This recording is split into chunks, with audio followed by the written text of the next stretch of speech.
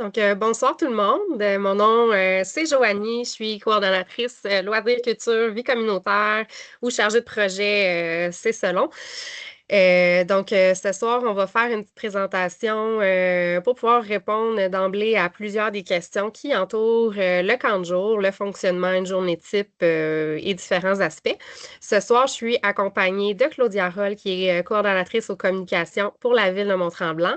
Elle agira à titre de modératrice, donc elle va opérer la plateforme et vous expliquer son fonctionnement si vous avez des questions et souhaitez interagir avec nous. Et je suis aussi accompagnée de Nicolas, qui est le coordonnateur du camp de jour, donc le maître d'œuvre sur le terrain. C'est lui qui va tout vous expliquer au courant de la soirée. Donc, je vais passer la parole à Claudia. Bien, bonsoir tout le monde. Donc, cette année, on a fait changement. Les années précédentes, on était avec la plateforme Zoom. C'est une première pour nous avec Teams. Donc, la formule est sensiblement la même. Vous avez un onglet Q et R ou Q&A si jamais vous êtes sur une version en anglais. Ça vous permet de rentrer vos questions soit à mesure ou à la fin, dépendamment de ce qui vous vient à l'esprit, là. Donc, vous avez juste à créer un billet et marquer «Poser une question» sous cet onglet-là qui va vous permettre d'écrire. Et nous, on va les lire à la fin avec la période des questions. On a désactivé le clavardage volontairement juste pour s'assurer qu'il y a un seul endroit pour la gestion des questions. Ça va être plus simple. Et ça vous permet aussi de voir les questions qui ont déjà été posées. Donc, si jamais vous voyez que votre question est déjà posée, ben peut-être ça va simplifier le processus. Donc, voilà. Évidemment, Nicolas va vous parler de beaucoup de sujets. Donc, si vous voulez attendre à la fin, peut-être que votre question va être répondue d'ici là. Donc, voilà, je vous souhaite une bonne soirée et je passe la parole à Nicolas. Donc, bonjour tout le monde. Merci d'être venu à cette réunion d'information. Donc, c'est notre deuxième réunion avec vous en ce qui concerne le GVL Rive-Nord à Tremblant. Donc, lors de la réunion aujourd'hui, je vais traiter plusieurs aspects du camp de jour. À l'écran, vous voyez l'ordre du jour, essentiellement en lien avec les particularités cette année. Qu'est-ce qu'une semaine au camp de jour? Comment va fonctionner le service d'accueil, les locaux 2026? Le service d'accompagnement, les procédures d'inscription, ratio animateur, enfants, le matériel nécessaire, le code de vie, et on va finir avec une courte période de questions. Donc, sans attendre, je vais y aller. Les particularités 2026. Cette année, la polyvalente Curie-Mercure est en rénovation. On est obligé de changer l'endroit où on y va. Je ne sais pas si la ville voulait faire cette portion-là. Oui, donc je peux peut-être juste intervenir. Donc, c'est sûr que on a appris tout récemment, un peu comme vous, dans le fond, l'ampleur des travaux à la polyvalente Curie-Mercure qui va avoir lieu tout l'été. Donc, pour nous, c'est pas possible d'aller s'installer, même pas en partie. Donc, en contrepartie, le camp de jour va se tenir comme dans le bon vieux temps au campus primaire. Les écoles vont être l'école Fleur-Soleil et l'école Trois Saisons.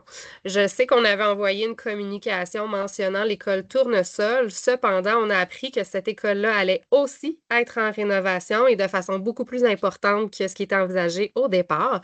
Donc, on attend des détails du centre de service scolaire au courant des prochains jours pour pouvoir préciser les procédures. Mais on peut quand même confirmer que ça va être au campus primaire que le camp jour va prendre place comme site principal. Merci. Une autre nouveauté cette année, le camp jour débute le 29 juin, donc la semaine suivant la semaine de la Saint-Jean-Baptiste. Ce qui veut dire qu'il n'y aura pas de camp de jour le 25-26, suivant la Saint-Jean, donc le jeudi-vendredi. Ça va commencer le lundi. L'avantage, c'est qu'on va commencer directement dans les écoles où on va être pour le reste de l'été. Au niveau communication cet été, très semblable avec l'an passé, il va y avoir un infocamp qui va être envoyé à chaque semaine avec les informations importantes pour la semaine en cours. Donc, les activités spéciales, que ce soit les sorties au domaine de Saint-Bernard et au lac Mercier, qui est le groupe Ivocant. Donc, beaucoup d'informations dans ce petit document-là. Il est quand même important de le lire parce que parfois, ça change d'une semaine à l'autre. Comme ça, on s'assure que notre enfant ne manque rien dans la semaine. Si vous voulez rejoindre le camp de jour, il y a essentiellement 3 moyens. Le premier, qui est le moyen officiel, c'est par l'adresse courriel. Donc, camp aes@gvl-rive-nord.com. Il est à noter que l'adresse courriel a changé par rapport à l'an passé. Donc, s'il y en a parmi vous qui avaient déjà rentré l'adresse courriel de l'an passé dans leur Outlook, juste faire attention de ne pas envoyer à l'ancienne adresse, étant donné que la compagnie a changé un peu de nom, l'adresse a suivi. Ceci étant dit, les numéros de téléphone n'ont pas changé par rapport à l'an passé. Donc, si vous voulez rejoindre nos bureaux, vous pouvez le faire au 450-477-3003. Il y a un numéro sans frais également. Comme l'an passé, on va avoir un téléphone cellulaire au camp de jour avec lequel vous allez pouvoir nous contacter, nous envoyer des informations, poser des questions, le cas échéant, pour nous contacter directement. Je ne mentirai pas néanmoins, tout dépendant de l'école où on est, le réseau à l'intérieur d'une école peut varier. Si vous voyez que ça ne répond pas au téléphone du camp, c'est souvent que la connexion ne passe pas à travers les murs. Donc, juste envoyer un texto, ça va me faire plaisir de vous recontacter le plus rapidement possible. Sinon, vous pouvez toujours passer par les bureaux qui, eux, vont nous informer qu'on a un parent à rappeler.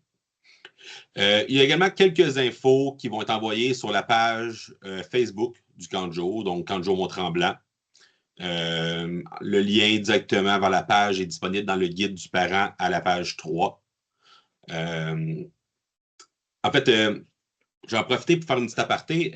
Lors de ma présentation aujourd'hui, chacune des pages de la présentation, vous allez voir la référence au guide du parent dans le coin en bas à droite. Donc, si suite à la présentation, vous dites « Ah, telle affaire, je n'ai pas compris » ou « Il manquait une petite info là », vous pouvez aller vous référer directement au guide du parent. Donc, qui est très complet sur ce sujet. Super important, je vois la petite mention rouge en bas de la page. Si vous communiquez par courriel avec nous, GVL Rive-Nord grossit. On a de plus en plus de villes qui se joignent à nous. Donc, c'est super important de mentionner le nom de la ville et le nom de votre enfant quand vous nous envoyez un courriel. Comme ça, les gens à la réception vont pouvoir diriger la question au bon endroit et s'assurer que vous ayez une réponse le plus vite possible. Bon, ça va vite, désolé. Faut que je ralentisse un peu. Qu'est-ce qu'une journée typique au camp de jour? En gros, là, je ne le lirai pas ligne à ligne, mais on parle de 4 blocs d'activités principales d'environ 1 heure chaque. Ça va avoir des activités sportives, des activités artistiques, culturelles. Donc, on essaie de varier vraiment l'offre pour les enfants. Et ça peut être des chasses au trésor, des grands jeux, plusieurs groupes ensemble. On a aussi, bien sûr, le passage à la piscine. Donc, malgré le fait qu'on va être au complexe primaire, on conserve les activités à la piscine de Mont-Tremblant. Également, dans la semaine, il y a aussi les 2 sorties internes.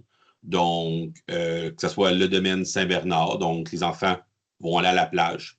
Ça peut être soit la plage du domaine Saint-Bernard ou soit la plage du Lac-Mercier, tout dépendant le groupe d'âge et la semaine. On va essayer d'alterner pour pas que les enfants se lassent d'aller tout le temps au même endroit.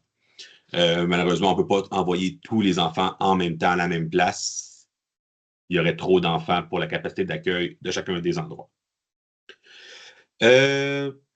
Il y a également aussi, dans cette semaine-là, une sortie externe. Je vais y arriver plus tard dans la présentation pour vous présenter les sorties cet été. Mais on essaie toujours que les 2 sorties internes et la sortie externe soient le mardi, mercredi et jeudi. Donc, si la sortie externe est le jeudi, la plupart sont le jeudi, soit dit en passant, les sorties internes vont être le mardi et le mercredi. Donc, les sorties à la plage. Bon.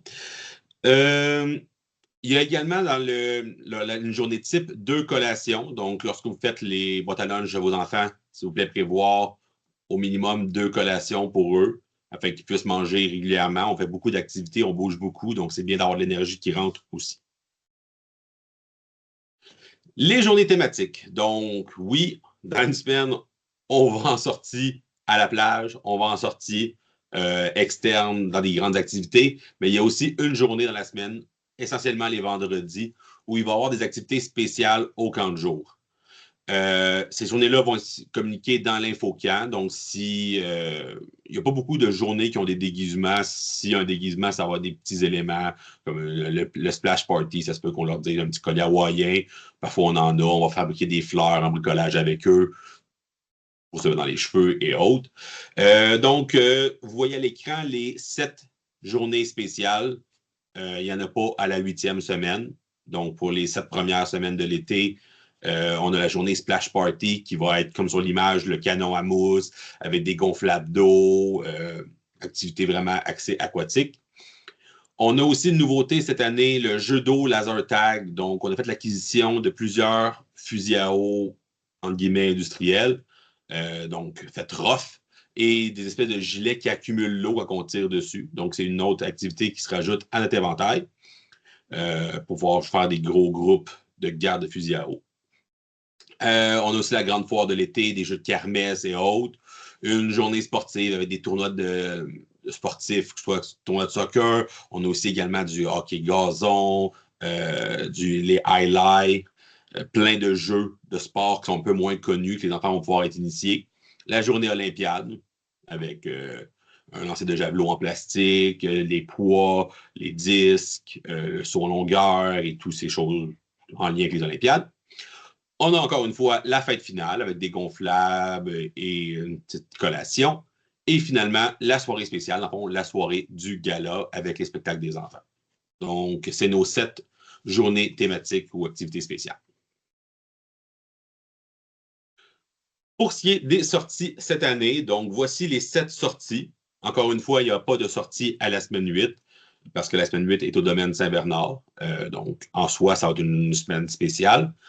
Semaine 1, on va au Funtropolis, un centre d'amusement avec des canons à balles, des glissades, des modules style, désolé pour la publicité, McDonald's.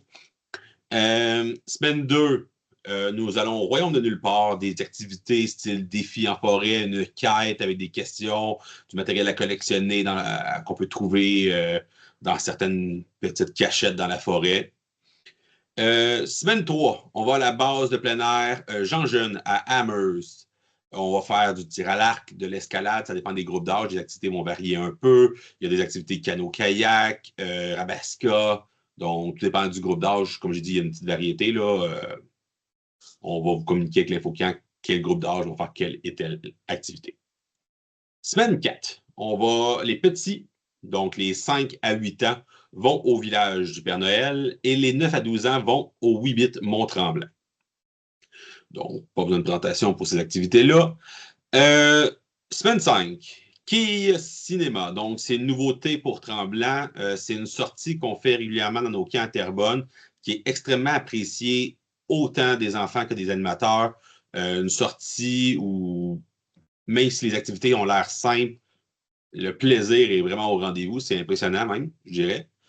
Semaine 6, on retourne à la base de plein air Jean Jeune. On va essayer de varier les activités. Donc, il y a plusieurs activités offertes là-bas. Ce ne sera pas nécessairement les mêmes activités. Semaine 7, on finit en grand avec le parc aquatique Sommet Saint-Sauveur. Puis, tel que j'ai mentionné, à la semaine 8, il n'y aura pas de sortie. Donc, on rentre un peu plus dans le vif du sujet. Service d'accueil et service de navette. Donc, comme les années antérieures, le service d'accueil pour le camp Mont-Tremblant, donc de 7h à 9h le matin, il est inclus dans votre inscription au camp de jour. Donc, il n'y a pas de frais additionnels pour la portion 7 à 9h. Et de 16 à 18h, c'est le service de garde. Donc, je vais vous parler tantôt des frais pour le service de garde dans les prochaines diapositives.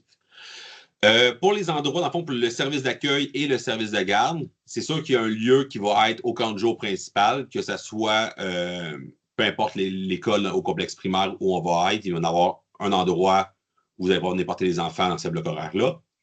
Et il va également y avoir la salle de spectacle de l'église du village, dans le même endroit que l'an passé. Donc, encore une fois, de 7 heures pour l'église du village, les heures sont un peu différentes. Donc, on parle de 7 heures à 8h30. La raison, c'est qu'on prend l'autobus pour rejoindre le camp de jour principal. Donc, de 8h30 à 9h, c'est le transfert en autobus. Donc, si vous utilisez le service d'accueil à la salle de l'église du village, ça va être super important d'arriver avant 8h30 pour que votre enfant puisse embarquer dans l'autobus et suivre. Sinon, il va falloir venir le porter au camp de jour principal. Ça va être la même chose pour le service de garde, mais à l'inverse. Donc, on n'arrivera pas à 16h, on va arriver à 16h30. Le but ultime, en gros, c'est que les enfants aient accès à l'entièreté des activités au camp de jour. Étant donné que les activités au camp commencent de 9 à 9h et finissent à 16h, l'autobus, dans le fond, va être à l'extérieur de ces heures-là. Le service de garde se termine à 18h, donc c'est vraiment important de venir chercher les enfants avant 18h. Il y a des frais additionnels si vous venez passer cette heure-là. Vous allez pouvoir consulter dans la partie frais. Bon, les locaux pour cet été, comme on a mentionné, l'école Curé Mercure est en rénovation. On va être dans le complexe primaire. Plus précisément, comment ça va se passer? Est-ce que ça va être un seul lieu, 2 lieux? Il y a 2 écoles qui vont nous être disponibles. Pour l'instant, ce qu'on travaille, c'est avoir un service de garde à un seul lieu pour éviter que vous ayez à faire la file d'attente à 2 endroits. Mais encore une fois, étant donné qu'on ne sait pas combien de classes dans chacune des 2 écoles, est-ce que ça va être équitable? On ne peut pas se prononcer là-dessus, donc c'est quelque chose qui va être à confirmer. Pour la dernière semaine, donc la semaine 8, du 17 août au 21 août, on va être au domaine Saint-Bernard. On va espérer cette année qu'il n'y ait pas de problème avec le lac puis qu'on soit réellement au domaine Saint-Bernard. Donc, encore une fois, sous toute réserve, mais je pense qu'on peut toucher du bois puis espérer que ça se passe bien cette année, contrairement à l'an passé. C'est tout pour les locaux. Les ratios. Donc, je sais que certains parents, c'est une question qui les inquiète beaucoup, de savoir combien d'enfants il va y avoir par groupe, quel est le soutien qui va être donné aux enfants, l'aspect sécuritaire de la chose. Nos ratios respectent les ratios de l'Association des camps du Québec. Même pour certains ratios, on est un petit peu plus sévère. Pour le groupe de 4 ans, on parle de 1 animateur pour 8 enfants. C'est sûr qu'on essaie quand même de remplir les groupes, mais on ne force pas non plus. Surtout si on voit qu'il y a des enfants, mettons, qui demandent un peu plus d'attention dans un groupe, on va essayer de faire des groupes un peu plus petits. Les 5 à 6 ans, on parle d'un animateur pour 10 enfants, 7 à 8 ans, 1 pour 12, et les 9-12 ans, c'est du 1 pour 15. C'est très rare qu'on se rend à 1 pour 15. On essaie de les mettre au maximum à 1 pour 13, 1 pour 14, selon l'achalandage. Nos animateurs pour l'été sont tous, sans exception, formés RCR, donc ils peuvent faire les premiers soins. C'est un prérequis à l'embauche pour nos animateurs. Donc, on leur offre une formation dès qu'ils sont engagés pour être sûr que peu importe qui est en contact avec les enfants, ils soient en mesure d'assurer leur sécurité et d'intervenir en cas de problème. Nos animateurs sont également formés d'AFA, donc ils ont l'accréditation d'AFA qui est une grosse formation offerte par l'Association des camps.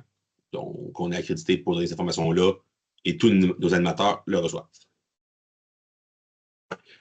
Service d'accompagnement. Donc, certains parmi vous qui ont des enfants à besoins particuliers, on offre un service d'accompagnement. On parle ici que ce n'est pas un service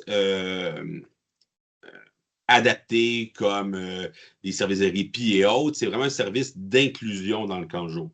Donc, il va y avoir un accompagnateur qui est jumelé à l'enfant et que son but va être d'aider à intégrer cet enfant-là dans les activités quotidiennes du camp. On est conscient que certains enfants ont des particularités qui rendent l'intégration plus difficile. On essaie d'y aller doucement, d'y aller progressivement au courant de l'été, mais l'objectif reste quand même une intégration. Si vous désirez faire une demande au programme d'accompagnement, les inscriptions sont déjà ouvertes pour le programme d'accompagnement, donc vous pouvez déjà en faire la demande dès maintenant et elle se termine le 8 mai. Faire la demande pour le programme d'accompagnement, ce n'est pas une inscription en soi, il est vraiment précisé lorsque vous cliquez sur le formulaire. C'est juste que quand vous allez faire la demande, vous allez préciser toutes les informations en lien avec votre enfant, ses besoins, ses particularités. Et la personne qui s'occupe de l'accompagnement va vous contacter pour vous poser des questions, remplir votre dossier. Suite à ça, suite à l'ouverture du dossier, vous allez être contacté par téléphone pour procéder à l'inscription. Donc, c'est vraiment une inscription totalement différente que le reste du camp de jour. Pour remplir le formulaire, vous pouvez rentrer le lien qui est en bas de la page. Je sais qu'il est très long. Je n'avais pas de lien simplifié à mettre dans la présentation. Néanmoins, si vous suivez la procédure pour vous inscrire normalement, donc au camp de jour régulier, dès que vous cliquez sur « Vous inscrire », il y a le lien qui apparaît. Donc, dans la page d'inscription, vous allez pouvoir y cliquer directement, sans avoir à l'écrire manuellement. L'inscription. Les dates d'inscription cette année, très semblables à celles de l'an passé, une journée d'écart. Ça va être du 22 avril au 19 mai pour les résidents détenteurs d'une carte Accès Mont-Tremblant et du 30 avril au 19 mai pour tous les autres personnes, les non-résidents ou ceux qui ont des cartes de d'autres villes. Ça va être les mêmes dates. Oui, le 19 mai, en fait, la raison pour laquelle les inscriptions ne finissent pas au début des camps de jour, c'est qu'il faut qu'on ait le temps pour nous de s'assurer qu'on ait tous les animateurs nécessaires et qu'on puisse avoir une période de temps raisonnable pour pouvoir les former, leur faire faire la formation RCR également. Encore une fois, l'inscription, je l'ai vraiment simplifiée dans ma présentation. Il y a 3 pages dans le guide du parent qui traite de l'inscription. Si vous avez plus de questions, vous pouvez vous y référer. C'est les pages de 4 à 6. Au niveau des tarifs, les tarifs sont fixés par la ville. Donc, il y a un frais à l'été ou il y a un frais à la semaine. Ça va être à vous de déterminer qu'est-ce qui est préférable pour vous. Le service de garde également est offert soit à l'été ou à la semaine. Il y a aussi un service de dépannage pour le service de garde s'il y a une journée que vous arrivez en retard et vous avez besoin spécialement de cette journée-là. C'est un 11 $ pour le dépannage 5 fois dans l'été. Sinon, si vous dépassez à 18 heures, tel que je mentionnais tantôt, il y a des frais de retard. On parle de 10 $ par 15 minutes, par tranche de 15 minutes entamée. Donc, s'il vous plaît, nos animateurs aiment bien retourner chez eux. On sait qu'une urgence, ça arrive, puis que parfois, on ne contrôle pas tout ce qui nous arrive. Donc, c'est pour ça qu'il y a un frais associé à ça. La 8e semaine, on parle d'une semaine à 50 $ par semaine pour la semaine au complet. Il y a également des petits rabais. Si vous avez plus d'un enfant résidant à la même adresse, on parle de 15 $ pour le deuxième et 25 $ pour le troisième. Super important, lors de l'inscription se fait soit par carte de crédit ou, celle-là, il faut que je le dise comme il faut, désolé, par carte de débit avec un spécimen de chèque préautorisé. Donc, si c'est votre cas, vous pouvez appeler au bureau pour avoir plus d'informations sur comment faire la deuxième option. Sinon, il y a toujours l'option carte de crédit. Toutes ces informations-là, en passant, sont disponibles à la page 5 du guide du parent. Au niveau de l'inscription, il va y avoir une partie super importante à faire avant la journée de l'inscription, qui est de mettre à jour votre dossier. Cette année, on change de fournisseur pour le logiciel d'inscription.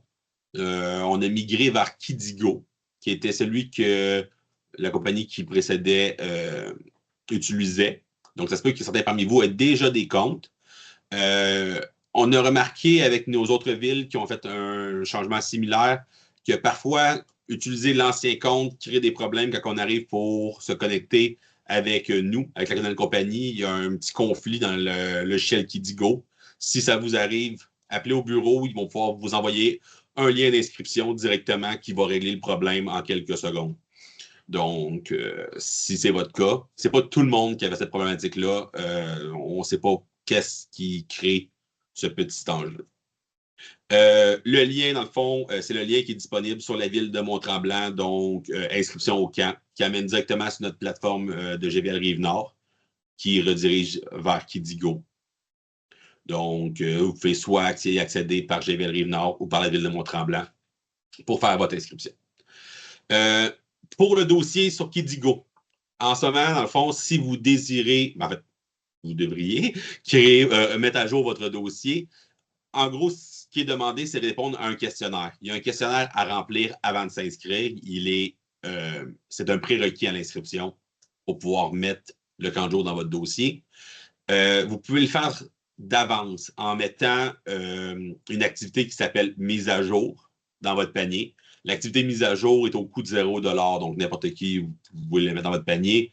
Il n'y a pas de frais associés à ça. En cliquant, ils vont vous envoyer le questionnaire. En fait, ils vont ouvrir le questionnaire avec les informations sur votre enfant qui est autorisé à venir le chercher au camp de jour. Est-ce qu'il ou elle a des maladies, des allergies? Est-ce qu'elle a besoin ou il a besoin d'un gilet de sauvetage? Donc, toutes ces questions-là qui sont cruciales pour nous au camp de jour afin d'offrir un camp sécuritaire, c'est ça qu'ils vont vous poser dans le petit questionnaire. Il est à noter que avoir rempli le formulaire d'information sur votre enfant est nécessaire pour faire une inscription par téléphone la journée de l'ouverture des inscriptions. C'est sûr que si vous appelez soit avant ou après, ils vont vous aider à le faire au téléphone s'il y en a qui ont des difficultés. Mais la journée de l'ouverture, les gens à la réception ne vous aideront pas à remplir les formulaires. En fait, ils vont vous demander de le faire par vous-même parce qu'il y a un flow impressionnant de téléphone et on parle d'un 20 à 25 minutes remplir le formulaire. Donc, si les gens à la réception le faisaient avec chaque client, ils n'arriveraient pas à répondre au nombre de questions qui leur est posé. Au niveau des inscriptions, vous allez devoir sélectionner les sorties lors de votre inscription. Donc, même si les sorties sont incluses lors de l'inscription au camp de jour, elles ne sont pas d'emblée, en fait, votre enfant n'est pas d'emblée inscrit à la sortie. Vous allez pouvoir sélectionner toutes les sorties auxquelles vous désirez envoyer votre enfant. Les présences au camp de jour sont un gros enjeu à Mont-Tremblant où beaucoup de gens inscrits pour l'été et ne vont pas toutes les semaines, ce qui fait qu'on réserve pour des sorties avec un nombre élevé d'enfants pour que finalement on ait à peu près le 2/3 des enfants présents. Donc, si vous avez réservé pour l'été, parce que le prix est avantageux, on vous demanderait juste de ne pas réserver les sorties où votre enfant, vous savez déjà qu'il n'ira pas. Ça nous aide, à prévoir le nombre d'enfants et à avoir des prix abordables qui se reflètent au montant qui est chargé à la ville pour le camp de jour de manière générale.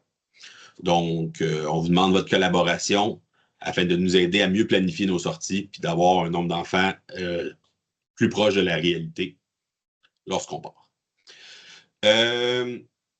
Lorsque vous vous inscrivez aux sorties, vous allez recevoir la semaine précédant la sortie un courriel avec les informations de la sortie. Il est super important, si vous ne recevez pas le courriel, ça veut dire que vous n'êtes pas inscrit à la sortie. Donc, s'il y a un problème et vous êtes sûr d'avoir inscrit, juste nous contacter puis on va voir ce qu'on peut faire dans la situation. Néanmoins, on n'accepte pas d'inscription à la sortie. En fait, en dedans de 2 semaines précédant la sortie. Donc, ça va être important de faire l'inscription au minimum 2 semaines avant la journée réelle de la sortie. Pour nous, ce délai-là nous permet de confirmer. Il y a plusieurs sites qui demandent de confirmer le nombre d'enfants. Ça nous permet aussi de faire les groupes pour la sortie. Il n'y a rien de pire que partir en sortie puis de refaire les groupes à la dernière minute et que les jeunes ne savent pas dans quel groupe ils sont. Les animateurs ont eu leur liste de jeunes le matin même. Au niveau sécurité, ce n'est pas l'idéal. Donc, on essaie de prévoir d'avance pour que les animateurs puissent se familiariser avec leur groupe de sortie avant même de partir. Donc, c'est ça. Plus précisément, pour le jour à jour dans le camp de jour, c'est bizarre de dire ça même, dans votre sac à dos, en fait, le matériel nécessaire au camp de jour. Il est à considérer qu'à chaque jour, on va à la piscine. Donc, à moins qu'il y ait un orage puis que le chemin soit dangereux, qui serait la seule raison, outre les sorties, de canceller l'activité piscine. Donc, on suggère fortement aux parents de mettre un maillot de bain, une serviette, des sandales et un casque de bain dans le sac à dos de leur enfant. On sait avec les années qu'il y a plusieurs enfants qui disent « Moi, j'ai pas envie de me baigner, j'ai pas besoin de mon maillot de bain, j'en ai pas envie. » Mais à la dernière seconde, finalement, ils changent d'idée, leurs amis y vont tous. Et là, c'est la crise parce que ils auraient voulu y aller puis ils n'ont pas le maillot de bain pour pouvoir se baigner. Donc, qu'ils veulent ou pas, on conseille fortement qu'ils soient dans le sac à dos. Sinon, dans le matériel qui est essentiel, on s'entend le lunch, les enfants doivent manger à chaque jour. Des souliers de sport. On fait beaucoup d'activités sportives intérieures, extérieures. Donc, on voit beaucoup d'enfants qui viennent, mettons, en croc au camp de jour. Au niveau courir dans le gazon en croc, très facile de se tourner une cheville. Donc, on priorise vraiment les espadrilles. Le chapeau, la gourde d'eau, la crème solaire sont aussi des essentiels. Il fait très chaud l'été. On passe des moments quand même assez allongés au soleil. C'est sûr qu'on essaie de varier, d'aller prendre des collations en dessous d'un arbre et autres, mais ça reste que ça fait partie du camp de jour. Donc, apporter une gourde d'eau, crème solaire et un chapeau, je dirais que c'est prioritaire pour les activités au camp. Pour ceux qui sont des habitués du camp de jour avec nous, je ne sais pas si vous avez remarqué, mais à chaque été, on récolte une quantité phénoménale d'objets perdus. Donc, si vous voulez nous aider à ce que le matériel que vous confiez à votre enfant revienne à la maison, s'il vous plaît, écrire le nom dans les objets. Donc, pour nous, quand on trouve un objet perdu, il est très facile d'aller voir, ah, il est dans tel groupe, on l'amène directement à l'enfant. Quand il n'y a pas de nom dans la casquette, ben, on la met sur la table à l'accueil. Puis on espère qu'un parent la voit et la récupère, mais à chaque année, c'est hallucinant la quantité de morceaux de vêtements. On parle de centaines de morceaux de vêtements à chaque année qu'on récupère d'objets perdus non réclamés à la fin de l'été. Le code de vie, c'est un peu triste de finir avec la partie un peu plus sévère, mais au camp de jour, il y a un code de vie. Les enfants doivent respecter le code de vie. Je pense que en plus, c'est la base. C'est sûr qu'on est intransigeant sur le respect, que ce soit entre enfants, entre l'animateur et l'enfant, vice-versa, l'enfant vis-à-vis de l'animateur vis-à-vis de l'enfant. C'est quelque chose pour nous qui est crucial. Aucune forme de violence n'est tolérée au camp de jour. Donc, encore une fois, entre enfants, entre l'enfant et l'animateur, ou même les parents au camp de jour. Donc, que ce soit de la violence verbale ou physique, aucune forme de violence est tolérée, puis il y a des conséquences associées à ça. Je vais y venir bientôt. Puis finalement, de prendre soin du matériel, c'est encore une fois la base du civisme. Le code de vie inclut malheureusement des conséquences. On espère toujours ne pas venir à ça au courant de l'été. Nous, on fonctionne dans le fond au niveau des conséquences par biais de couleur. Le billet jaune qu'on présente aux parents quand ils viennent chercher leur enfant le soir, en fait, c'est la conséquence pour une accumulation de comportements ou d'interventions auprès de l'enfant lors que l'enfant enfreint le code de vie. C'est pas la première offense. Là. Vous n'aurez pas un billet jaune parce qu'il a été impoli une fois avec l'animateur. C'est vraiment une petite accumulation d'éléments, entre guillemets, banals ou d'une moins grande importance. Le billet orange, en fait, c'est là que ça commence à devenir plus sérieux avec le camp de jour. Quand c'est un billet orange, c'est que soit l'accumulation de mauvais comportements ne s'améliore pas à travers le temps d'une semaine à l'autre. Donc, une accumulation de billets jaunes peut mener à un billet orange. On parle ici, encore une fois, juste d'un avertissement. Donc, le billet orange ne vient pas avec une suspension automatique. C'est juste pour vous dire, ben là, ça commence à devenir sérieux. On a un problème de comportement. Un billet orange peut aussi être donné lors d'un comportement violent dit défensif. Donc, un enfant qui te défend, mais on s'entend, juste repousser son agresseur, c'est une chose, mais qui viendrait à frapper l'autre personne qui l'a frappé, comme on l'a dit tantôt, aucune forme de violence est acceptée. On demande aux enfants qui subissent de la violence de venir nous voir directement. Demain, l'animateur est tout le temps avec le groupe. Le groupe n'est jamais seul. L'animateur va faire l'intervention. Un enfant qui viendrait se battre pour se défendre, malheureusement, va avoir aussi une conséquence. Comme je dis, le billet orange ne vient pas nécessairement avec une suspension. Ça dépend de la gravité des gestes. Ceci étant dit, la dernière étape, l'étape qu'on essaie d'éviter le plus possible au courant de l'été, c'est le billet rouge. Le billet rouge vient avec un acte, essentiellement un acte de violence agresseur. Donc, un enfant qui s'en prend un autre ou un animateur, ou que ça pourrait même être verbal. Donc, si c'est un cas de harcèlement ou d'intimidation, c'est là qu'on va aller vers le billet rouge. Une accumulation vraiment aussi marquée de mauvais choix qui mène à une accumulation qu'on passe de billet jaune à billet orange, puis ensuite à rouge. Mais ici, on parle vraiment d'une situation vraiment que le parent va être mis au courant régulièrement dans le dossier avant qu'on arrive à un billet rouge. Et on parle aussi de manquements graves qui sont non spécifiés. On parle de vandalisme et d'autres éléments comme ceci. Il est à noter que le billet rouge, quand on le présente aux parents, c'est automatiquement associé à au minimum une journée de suspension, pouvant aller à plus selon la gravité du geste. Comme j'ai dit, on espère passer un bel été tout le monde ensemble, mais malheureusement, il faut prévoir ce genre de situation-là. Donc, voici la gradation des mesures avec les enfants. Ça conclut ma présentation avec vous aujourd'hui. Donc, on va maintenant être rendu à la période de questions. Donc, je vais laisser la parole à Mme Claudia pour la suite. Oui, donc je rappelle pour ceux qui n'étaient peut-être pas là quand j'ai expliqué, vous avez un onglet qui est écrit Q&R ou Q&A si jamais votre plateforme est en anglais, que vous pouvez inscrire votre question à cet endroit. On en a déjà reçu quelques-unes, donc je vais commencer par la première qu'on a reçue. Donc, les sorties sont super, mais j'aimerais savoir s'il pouvait y avoir un abonnement avec sortie, par exemple, 500 par année et un abonnement sans sortie, exemple les mercredis, à 300 par année. Donc, la question est peut-être plus pour Joanie. Oui, donc c'est sûr que pour cet été, l'été 2026, c'est pas une option qui va être possible. Il faut savoir, dans le fond, que toutes les décisions administratives doivent être approuvées par le conseil municipal. C'est fait des mois et des mois à l'avance. Donc, pour cette année, c'est pas une possibilité. C'est des discussions qu'on a déjà eues par le passé. Et pour l'instant, ça semblait pas être une direction dans laquelle la ville voulait s'engager. Par contre, rien n'est impossible. Donc, c'est sûr que ça va être renoté et puis réétudié pour les années futures. Merci. Donc, la prochaine question, s'il vous plaît, considérez que c'est beaucoup de parents et donc beaucoup d'autos qui seront là à 9 heures et il y a peu de places de stationnement au campus primaire.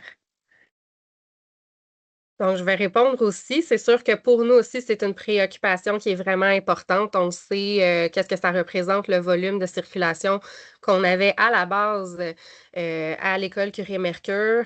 Par contre, on est en discussion avec le centre de services scolaires pour avoir différents accès. On n'est pas en mesure encore de confirmer la procédure d'arrivée et de départ, mais avec les scénarios qu'on explore en ce moment, on s'attend à ce que ça soit similaire au flot qu'on a durant l'année scolaire régulière. Donc, on ne pense pas que ça va être pire avec ce qui est prévu. Les détails vont pouvoir être ajoutés éventuellement là, au guide du parent sur les façons de déposer les enfants au campus primaire. Si La je peux faire prochaine juste, vas-y, je peux faire un Nicolas, peu de vas-y. pouce. Comme l'année passée, je ne sais pas si ça a changé par rapport à ce que vous étiez habitué avant, mais on va fonctionner avec une application avec le code QR. Donc, c'est vrai que le matin, venez porter l'enfant s'il y a une démarche, mais pour le soir, on fonctionne encore avec la même procédure de scan de code QR pour permettre d'identifier le parent en lien avec l'enfant et d'accélérer la sortie. Donc, c'est quelque chose qui avait quand même été bénéfique dans nos autres camps et je pense bénéfique aussi l'an passé à Tremblant, qui va être de retour cette année. Merci, Nicolas. Mais là, justement, la prochaine question est pour toi. Y a-t-il beaucoup de jeunes de 12 ans habituellement ou sont-ils très peu? Je dirais qu'à Mont-Tremblant, on a quand même un gros groupe. En fait, si je regarde de l'an passé, de 9 à 12 ans, je crois qu'on avait 5 groupes. De 12 ans, je pense qu'il y avait un groupe entier et un groupe mélangé 11 et 12 ans. Parfait. Peux-tu rappeler à partir de quand ils vont pouvoir créer le dossier sur Kidigo? Le dossier sur Kidigo, c'est déjà disponible. Donc, j'ai même vérifié tantôt pour être certain. Donc, dès maintenant, vous pouvez aller écrire votre dossier et répondre au questionnaire. Puis, comme j'ai dit tantôt, c'est important de le faire aussi avant l'inscription. Excellent. Avez-vous un programme spécial pour faire participer les enfants volontaires de 12 ans à l'aide de moniteurs, comme les aspirants moniteurs, genre? Euh, non, c'est pas un service qu'on offre, l'aspirant moniteur. On dirait en fait, je dirais que nos 12 ans, le dernier groupe, en fait, le groupe plus vieux, ont un programme dit programme plus. Donc, avec des activités supplémentaires, des petits défis à chaque semaine, on sait que pour notre groupe plus vieux, le camp de jour commence à s'étirer un peu. Donc, on essaie de rendre ça beaucoup plus intéressant pour eux avec des activités plus pointues en lien avec leur groupe d'âge. Malheureusement, on n'a pas de service d'aspirant animateur. En même temps, le trou entre l'âge de 12 ans et de 16 ans pour 15 ans pour animateur est quand même assez grand. Donc, nous, on n'a pas d'aide animateur dans les camps de jour. 3 ans d'écart, c'est quand même assez large. Ici, j'ai quelques questions en rafale. Donc, on va commencer par étapes pour avoir chaque réponse. Pourquoi il n'y a pas de camp la première semaine? Cette portion-là, Donc, je le... vais la prendre. Donc, Vas-y. il y a beaucoup d'aspects, en fait, qui fait qu'on n'a pas utilisé les 2 journées habituelles, soit le 25 et 26. Cette année, l'enjeu numéro 1, c'est l'espace, les locaux. Tout ce qui est scolaire, on ne peut pas y aller avant le 29 parce que bien que l'école soit terminée, les professeurs continuent d'utiliser les locaux et le centre de service scolaire veut tout simplement pas qu'on puisse commencer nos installations avant ça. De façon générale aussi, en communiquant avec les municipalités avoisinantes, plusieurs prenaient la direction pour les mêmes raisons de commencer le 29. Donc, on n'a pas d'entente scolaire, nous, pour pouvoir débuter plus tôt. Et la logistique, en fait, c'est la même chose avec le cégep, là, le centre collégial qu'on a déjà utilisé par le passé. Ça répond plus aux besoins du camp de jour de pouvoir les placer là de façon générale. Donc, on va tout simplement débuter le 29 en semaine pleine dans le site principal. Il faut rappeler que le 23 juin, c'est une journée pédagogique, donc l'école n'est pas terminée. Et le 24, ben, c'est la fête nationale, donc c'est férié. Deuxième question, que ferez-vous la semaine de la foire de manège qui est habituellement dans la cour d'école du campus? Donc, on va le répondre en 2 temps. Je vais commencer une partie, puis je pense que Nicolas va prendre le relais. Donc, le camp de jour va quand même pouvoir avoir accès aux écoles, mais il va avoir des activités qui vont être dirigées de façon différente pour éviter qu'il y ait un achalandage dans la cour, puis des enjeux de sécurité avec la cohabitation des manèges. C'est là que je passe la POC à Nicolas. Donc, en ce qui me concerne, c'est sûr que on va pallier au fait que la foire est là. On va essayer de réorienter nos activités, de faire, en fait, de partir avec les groupes pour aller, mettons, dans le parc de la gare, d'aller dîner carrément là-bas. On va essayer de prioriser quand même les activités extérieures. Donc, on va privilégier nos autres lieux extérieurs autres que la cour. Ça peut même aller jusqu'au Parc des Étoiles avec la ville qui était en discussion récemment. Donc, c'est toutes des possibilités qui peuvent être étudiées pour cette semaine-là, mais essentiellement, on va continuer à utiliser les locaux intérieurs lorsque nécessaire, en cas de pluie, et on va se rediriger vers d'autres endroits que la cour d'école. Et puis reste que c'est pas 100% de la cour d'école qui est utilisée. Donc, toute la portion qui est annexée à l'école Tournesol reste accessible et on a accès aussi à la cour d'école de l'école, mon Dieu, le nom m'échappe, la Ribambelle, si je me trompe pas, qui est juste de l'autre côté de la rue. Et tous les sites, le parc de la Chatte, mon Dieu, Claudia peut Pirate. peut-être, mais Chatte Pirate qui est tout près aussi et l'espace Mhm. public qui reste quand même accessible. Oui. Mhm. Allez-vous aller au jeu d'eau ou au parc de Tremblant? Oui, en fait, je m'en allais justement faire un ajout sur la dernière réponse, où de toute manière, durant les semaines régulières, donc même les semaines où la foire n'est pas là, il va y avoir des demi-journées où on va emmener les groupes à des endroits particuliers, comme j'ai dit, le parc de la gare, ou même celui, les jeux d'eau à côté de Curie-Mercure, à côté de la piscine. Étant donné qu'on va déjà faire la marche pour aller à la piscine, parfois, les enfants vont aller passer une demi-journée dans l'espace gazonné. Je sais qu'ils aimaient aussi la petite forêt, faire des jeux du style 1, 2, 3 soleils. Donc, c'est toujours des choses qui vont rester cette année comme dans les années précédentes. Est-ce que c'est possible de s'assurer que les amis soient ensemble? Bon, Cette question-là est épineuse. On a une réelle volonté de s'assurer que les amis restent ensemble. L'an passé, toutes les demandes qui ont été faites au camp de jour après le début du camp, on les a remplies, avec certaines exceptions. Je vais y venir. Néanmoins, on parle d'un camp de jour de 350 à peu près enfants. Si tous les enfants ont une demande d'amitié, ça devient un réel casse-tête de faire des groupes. Juste l'an passé, on avait pas loin de 80 demandes faites à la pièce. On parlait d'environ 4 à 5 heures supplémentaires pour faire les groupes, qu'on fait gentiment, qu'on fait avec joie parce qu'on sait qu'il y a un bénéfice associé à ça, que l'enfant a beaucoup plus de plaisir si c'est avec ses amis. Mais on a un petit côté frileux où si les 350 ont cette demande-là, on ne voit pas comment on serait capable de le faire pour les 350. Quand je parlais tantôt de petites exceptions, notre politique sur les demandes d'amitié est la même, puis celle-là, on y déroge pas. Les enfants, s'ils n'ont pas le même âge, c'est toujours l'enfant plus vieux qui va dans le groupe plus jeune. Donc, sinon, il y a trop de demandes pour avoir un enfant d'11 ans. Ah, je veux dans le groupe de 12 ans, il se trouve un ami, puis il monte. Malheureusement, on en a vu par le passé. Donc, c'est toujours la même chose. On descend l'enfant plus vieux dans le groupe de plus jeunes. Et on a une limite aussi d'âge de différence. On comprend que certains parents vont désirer, mettons, que leur enfant plus vieux soit dans le même groupe que leur plus jeune. On a eu des demandes dans le passé, des enfants de 5 ans avec un enfant de 10 ans. Autant l'enfant de 5 ans dans un groupe de 10 ans, ça n'a pas de sens qu'un enfant de 10 ans dans un groupe de 5 ans, est-ce qu'il va vraiment avoir du plaisir? Donc, on se garde une discrétion sur cet aspect-là. Lorsque les demandes d'amitié, il y a un trop grand écart d'âge entre les deux enfants. Comme j'ai dit tantôt, on comprend qu'il y a un bénéfice très grand associé avec le fait d'être avec leurs amis au camp de jour. Puis on va faire des très gros efforts pour arriver à mettre les enfants avec leurs amis. Ceci étant dit, comme on l'a dit, si tout le monde le fait, on risque d'avoir des problématiques. Ma réponse est comme pas claire.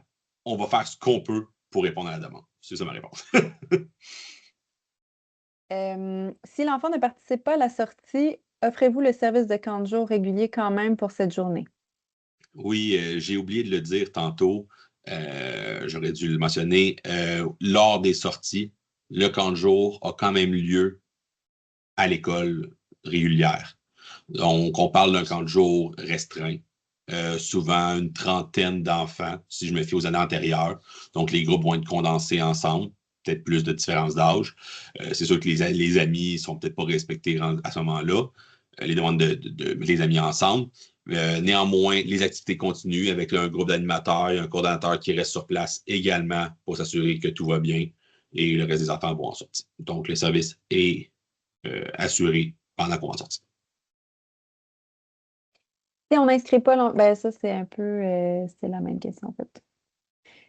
Donc, c'est ma première année. Est-ce qu'on peut aller chercher les enfants entre 15 heures et 16 heures? Oui, très bonne question. En fait, entre 15 heures et 16 heures, oui. Je dirais que la plus grande préoccupation concernant cette question-là, c'est d'assurer que les activités du camp aient lieu. Chaque fois qu'un parent vient chercher son enfant entre 9 heures et 16 heures, on doit aller chercher l'enfant dans son groupe, ça dérange le groupe, ça dérange les activités. Un enfant, mettons un rendez-vous au dentiste ou au médecin, on est capable de passer avec. À travers les années, on a eu de plus en plus de parents qui venaient chercher leurs enfants dans ce laps de temps-là, souvent pour éviter l'afflux de parents à 16 heures. Ce que ça crée, malheureusement, on a parlé parfois de 50, 60 enfants qui partent entre 15 heures et 16 heures. Ça fait que les activités sont en fait interrompues continuellement, qui fait que le dernier bloc d'activité est quasiment impossible à faire. Donc, on demande la participation des parents pour éviter de venir dans ce moment-là, pour que les enfants aient accès à la période complète d'activité. Ceci étant dit, on est compréhensif, certains parents ont des enjeux, des empêchements, des événements imprévus. Il est toujours possible de venir chercher son enfant selon ces situations-là, mais on vous demande, s'il vous plaît, votre collaboration pour s'assurer que on puisse avoir un service de qualité et une animation tout au long de la journée et non pas tout le temps interrompu par « Ah, tel enfant s'en va, ah, tel enfant s'en va ». Finalement, le groupe qui était 12 sont rendus 4 à 15h30. Et le jeu auquel ils jouaient est rendu impossible. Donc, c'est ça. Donc, pour l'instant, c'est ce qui conclut les questions. Je ne sais pas s'il y en a qui voulaient en écrire d'autres. En attendant, on pourrait peut-être rappeler les périodes d'inscription pour qu'on puisse les noter. Mais c'est sûr que tout va être noté sur le site Internet. Aussi, j'en profite pour vous dire que la séance de ce soir est filmée, comme vous l'avez vu au début, avec une petite notification qui le mentionnait. Et elle va être disponible dès demain sur le site Internet de la Ville. De même que les informations du guide du parent qui devraient être déposées sur le site de GVL et également sur le site web de la Ville et toutes les informations pertinentes à la connexion. Le site de Kidigo et je pense que le site web amène directement là, hein, c'est ça? Oui, le site web, en fait, quand on clique sur le lien d'inscription, il transite en un clic de le site de Mont-Tremblant directement à Kidigo. Donc, c'est direct. On a aussi une question qui s'est Oui, ajoutée. c'est ça, je viens de voir. Donc, est-ce que vous avez un maximum d'inscriptions éligibles? Si, exemple, je dois faire l'inscription à partir du 30 avril, est-ce que possible que certaines semaines ne soient plus disponibles? C'est quoi le maximum d'inscriptions qu'on reçoit? On a un maximum de 450 inscriptions. L'année dernière, ça n'a pas représenté un problème. Par contre, je ne peux pas mettre ma main au feu que l'achalandage ne serait pas différent cette année. On connaît l'engouement des camps de jour dans les villes, les municipalités avoisinantes. Donc, il n'y a aucune impossibilité. Oui, il y a un chiffre, il y a un nombre maximal d'inscriptions de 450. Donc, tardez pas trop. Dès que vous pouvez, inscrivez-vous. Puis, justement, là, de faire une préinscription sur Kidigo va vous sauver du temps si jamais il y a des problèmes avant la date officielle d'inscription. Donc, préparez le maximum de dossiers que vous pouvez avant. Puis, est-ce que tu peux rappeler le lien court qu'on avait créé pour amener à la plateforme d'inscription? Mais évidemment, elle va être disponible aussi sur notre site web, le site web de la Ville. Donc, tout ce qu'on a dit va être déposé sur le site Internet, puis vous allez pouvoir trouver ça très rapidement et facilement. On a une nouvelle question. En combien de paiements pouvons-nous payer l'inscription? L'inscription se fait en fait, il est possible de le faire en 2 paiements. Donc, le premier paiement étant à la date d'inscription et le deuxième versement étant le 5 juin. Excellent. Donc, je ne sais pas s'il y avait d'autres questions. On peut prendre le temps. Je ne sais pas si, entre-temps, veux-tu remettre la slide du lien pour que les gens puissent le renoter, s'il vous plaît? Voilà. Donc, il est en bas en noir. Donc, je l'ai sur l'autre d'avant aussi. C'est un lien court long, mais ça amène directement. Puis pour les dates d'inscription, c'était le 22 avril pour les résidents de Mont-Tremblant avec la carte accès. Donc, en même temps que vous faites le Kidigo, assurez-vous aussi d'avoir la carte accès de votre enfant qui est validée, évidemment. Dès 10 heures le matin en passant. Il y a 1 heure. Pouvez-vous expliquer la procédure avec le code QR pour aller chercher les enfants le soir, s'il vous plaît? Vous l'avez brièvement abordé. Oui. Donc, chaque enfant, en fait, chaque parent va recevoir par courriel un code QR associé au nom de votre enfant. En fait, le code QR va agir comme étant un espèce de mot de passe. Nous, dans le fond, les animateurs au camp de jour ont une tablette ou un téléphone cellulaire avec une application dessus. Quand le parent se présente à l'accueil, il fait juste présenter son code QR et en prenant la photo du code QR, l'application reconnaît le nom de l'enfant et agit comme validation que la personne qui vient chercher l'enfant est autorisée à quitter avec. Ça va être super important, justement, de ne pas divulguer, de ne pas envoyer votre code QR à des personnes qui ne seraient pas autorisées à quitter avec votre enfant. Donc, la personne qui va recevoir le code QR, c'est la personne dont l'adresse courriel a servi à l'inscription. Si pendant l'été, mettons, les gens à qui vous avez envoyé le code QR, il y a des changements. Une personne qui était autorisée n'est plus autorisée à venir chercher votre enfant. Juste communiquer avec nous. Vous pouvez nous le dire également à l'accueil au camp de jour. On va générer un nouveau code QR. Comme ça, l'aspect sécuritaire va revenir et une personne autorisée ne pourra plus quitter. Pour nous, en fait, ça marque aussi que l'enfant n'est plus présent au camp de jour. Donc, ça nous permet de garder une trace de l'enfant n'est plus là. Encore une fois, le but est d'assurer la sécurité du groupe puis d'avoir une trace de qui est présent dans le camp de jour, combien d'enfants il nous reste à la fin de la journée. Je vois si ça a répondu à la question. Oui, absolument, je pense que oui. Puis c'est aussi détaillé dans le guide du parent. Mm. Donc, je vois qu'il n'y a plus de questions. De toute façon, si jamais par la suite vous avez des questions, j'imagine ils peuvent contacter le camp et vous allez. Oui. Donc, il est toujours possible de contacter le camp de jour. C'est loin, hein? Ici.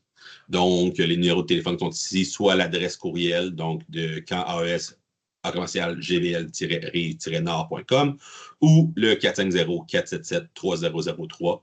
On a plusieurs réceptionnistes qui vont se faire un plaisir de répondre à toutes vos questions. Puis concernant la carte accès, ben ça, c'est la ville. Donc, vous pouvez regarder sur le site Internet. Toutes les informations sont sur notre site de la ville. Ou sinon, vous pouvez téléphoner au 311 pour avoir de l'information, puis on va vous accompagner là-dedans. Donc, ben voilà, je pense que ça conclut. Je ne sais pas si, Joanie, tu voulais dire un petit mot avant de quitter. Ben, tout simplement, merci. On se souhaite tous un très, très bel été. Et puis, le guide du parent va être un outil indispensable à consulter, surtout qu'il risque d'avoir des petites précisions qui vont venir au courant des prochains jours, prochaines semaines. Donc, en cas de doute, contactez GVL ou contactez la ville. Puis, si nous, on n'a pas la réponse, on va faire les démarches avec notre partenaire pour pouvoir vous accompagner. Donc, merci à tous pour votre temps, votre disponibilité ce soir. Ben, je vous souhaite une belle soirée. Merci. Merci. Merci beaucoup tout le monde. On se voit cet été. Bye.